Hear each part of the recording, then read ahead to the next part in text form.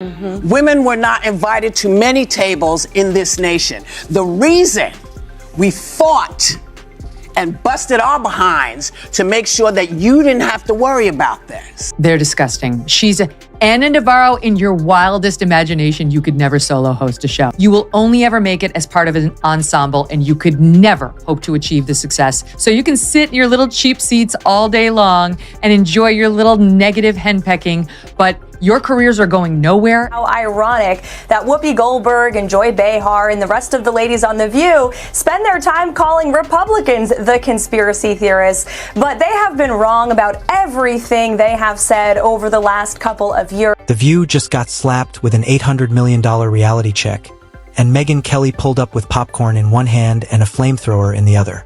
Caroline Leavitt didn't just win the lawsuit. She practically turned the entire set into her personal victory parade. Megyn is tossing burns like confetti, Joy looks dazed, Whoopi looks ready to combust, and Megyn is treating this legal triumph like it's her newest comedy special. So how did this daytime meltdown spiral into such a glorious disaster? Buckle up, this train wreck just got a luxury upgrade. ABC having just paid $15 million for a defamation lawsuit would think not to engage in conspiracy theories about assassination attempts, but I guess that's too much to ask from The View. I mean, I gotta ask you, because they said it, are you aware of any plots from Elon Musk to push President Trump down the stairs? Absolutely not. Let me be unequivocally clear about that. Daytime TV's reigning queen of snark just witnessed something hotter than their lukewarm lattes. An $800 million legal gut punch rattling every mirror in the ABC studio. Caroline Leavitt, yes, that Caroline Leavitt, slammed The View straight into media footnotes. And Megyn Kelly didn't just show up with popcorn. She rolled in with pure, unfiltered napalm. I would like this young lady this is her first job, I would like her to do a little homework. Because she said something yesterday that really pissed me off. And that was, she said, there will be no wokeness here. Oh, yeah. Let me explain something to you. Because without that wokeness, you might not have that job. Yeah. Because women were not invited to that table. Women were not invited to many tables in this nation. The reason we fought and busted our behinds to make sure that you didn't have to worry about this. And now to hear you talk about it and to hear anybody talk about the wokeness was put in place for a reason. 1 minute you're sipping coffee and serving sass to millions, and the next you're hemorrhaging money like a crypto bro in a market crash. For years, The View strutted around with their signature snappy commentary. Translation: declaring open season on whoever annoyed them that week. But shocker, when you unleash a televised firing squad without running your zingers past a legal team first, those cute punchlines can come with invoices the size of skyscrapers. Melania Trump came out and said she's about as pro-choice as they come. And here was the reaction on The View. I think she hates him. Yeah, well, yeah. Okay, so we can all That's a agree on given. that. That's a given. I also think that she wants to take him out. She does not want to be the first lady anymore. Would you look? This is a network that still runs out fact checks to these women, like it's concerned about them staying factual. And this wasn't some minor slap on the wrist. No, this was a full-force $800 million smackdown. The kind that sends CEOs into parking lots to ugly cry and scares sponsors into disappearing acts.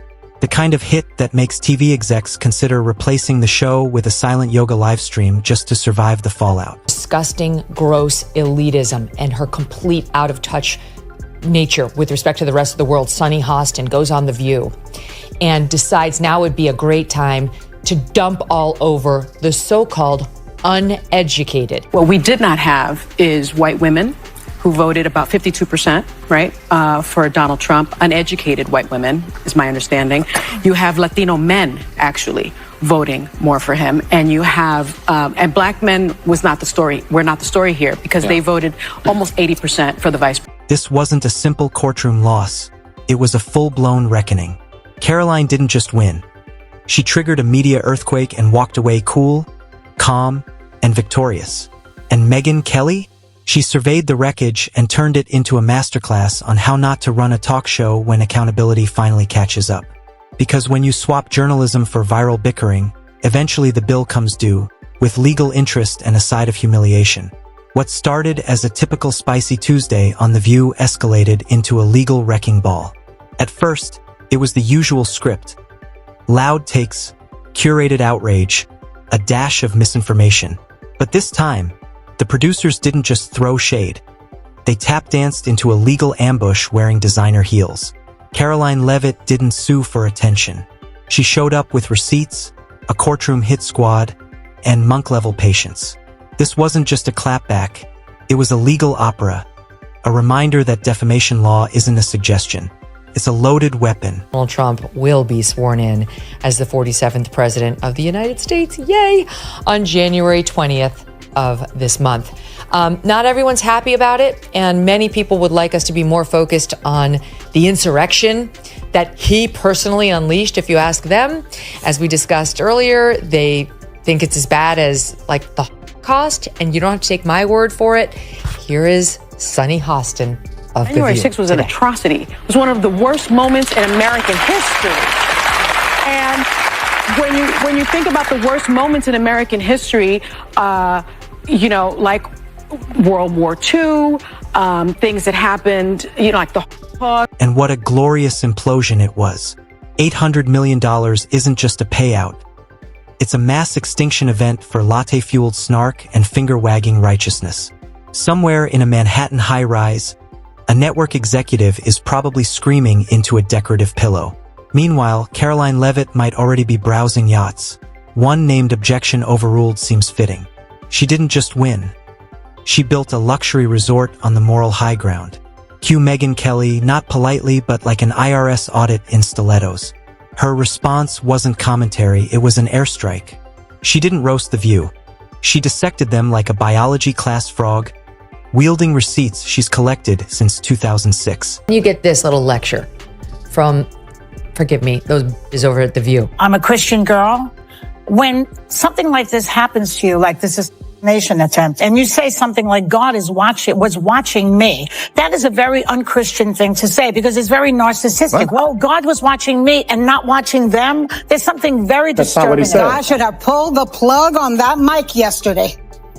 That's Wow. That's obnoxious. I don't know what church she goes to. That is how people of faith talk, and the intimation is never he was looking out for me, but not those monsters. If sarcasm were an Olympic sport, Megyn just took home the gold.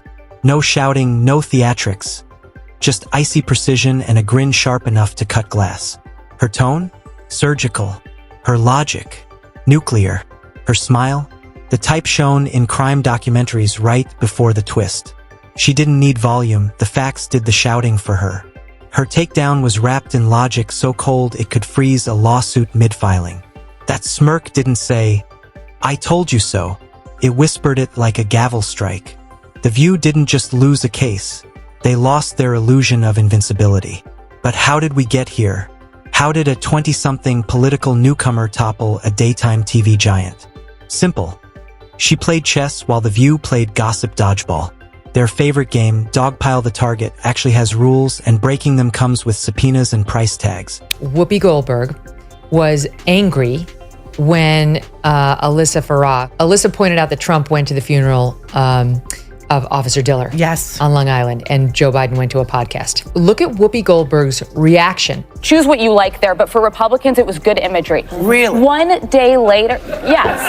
And I'm asking that because I was so offended because you know who showed up. Leavitt's legal team didn't just fire off a lawsuit.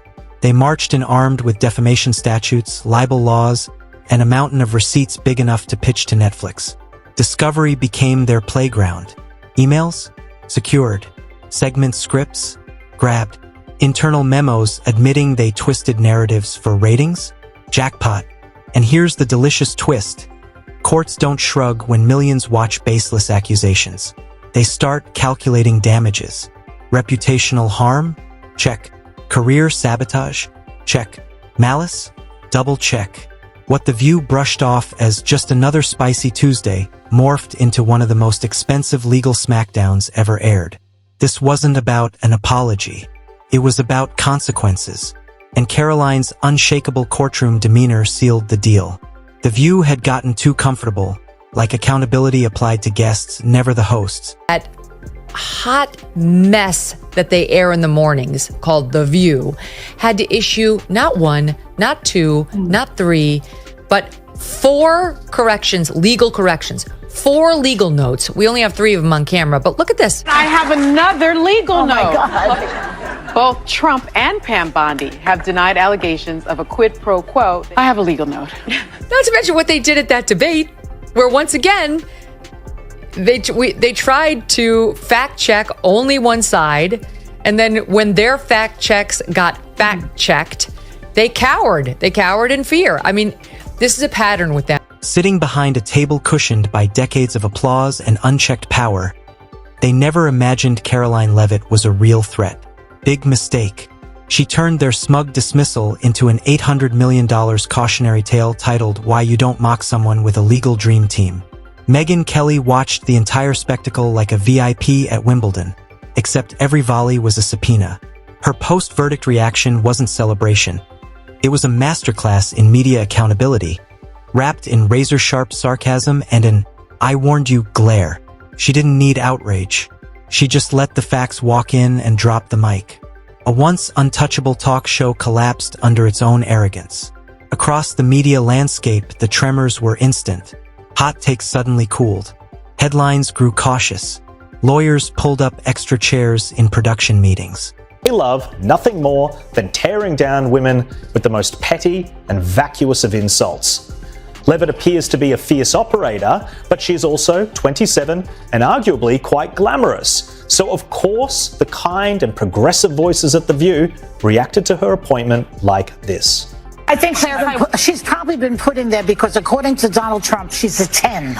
You know that's what... Overnight, entire newsrooms broke into hives at adjectives. Journalism didn't vanish. It ducked behind legal departments clutching thesauruses. Somewhere, a VP whispered into a muffin while rereading Caroline's lawsuit. Because here's the truth. This wasn't about politics. It was about negligence. Lazy opinions masked as journalism. Recklessness disguised as commentary. Megyn Kelly didn't celebrate the collapse for ideological reasons. She celebrated long overdue accountability. Someone finally handed a media titan a bill in the only language it respects. Cash. And $800 million tends to change behavior. Suddenly, fact-checking became mandatory.